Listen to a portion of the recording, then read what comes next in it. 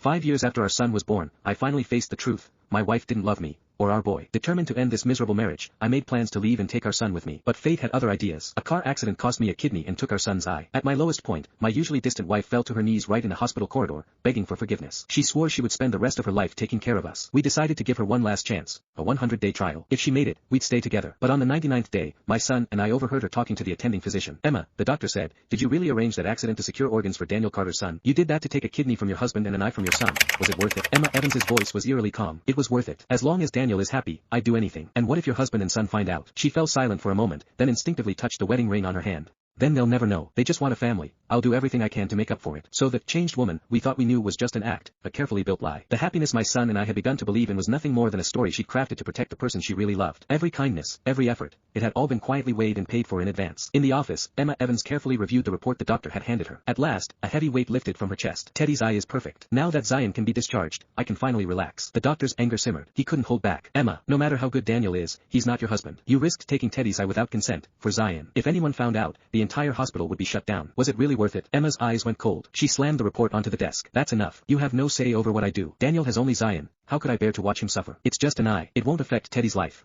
The doctor snapped, frustrated. Emma, can you guarantee Leo and Teddy will never find out the truth? What if they learn that, for Daniel, you nearly killed them? Emma fell silent. Then, she pulled out her phone and gazed at the wallpaper, a happy family photo. Her eyes darkened, unreadable. They'll never know. I've hidden it perfectly. Anne. She turned off the screen and spoke with absolute certainty. Leo and Teddy love me. I squeezed my son's hand tight. A cold, piercing chill ran through me. I still remembered that day, the day my 6-year-old son lay in the ICU bed, staring blankly at me. Daddy, where's my left eye? Why is it gone? I cried until my voice was hoarse, until my whole body shook, wishing I could die just to take away the pain. I hated myself for taking my son away. I hated myself for failing to protect him. I hated myself for not being a good father. But in truth, the one I should have hated most, was Emma. My son clamped his hand over his mouth, unable to believe that the person who had taken his eye was his own mother. Emma closed the report, her voice cheerful. Since Daniel and Zion are mostly recovered, it's time for them to return. Make the arrangements. And remember, Leo must never find out. Footsteps approached. Panicked, I held Teddy close and tried to hide, but Emma noticed us anyway. Leo, Teddy, what are you doing here? Emma's voice faltered. She panicked, so tense that even her breathing seemed to freeze for a moment. Teddy and I exchanged a glance, silently wiping away our tears. I took a deep breath and turned, forcing calm into my voice. You've been taking quite some time getting that report, so Teddy and I thought we'd come find you. We got a little lost on the way, almost went the wrong way, I said. She let out a breath she hadn't realized she was holding, a faint smile threatening at her lips, until my next words froze her. What are you holding? Is that our reports? I stepped forward, hand reaching for it, though my eyes never left her face. Emma's gaze flickered, and she quickly hid the report behind her. Let's look at it at home. No rush.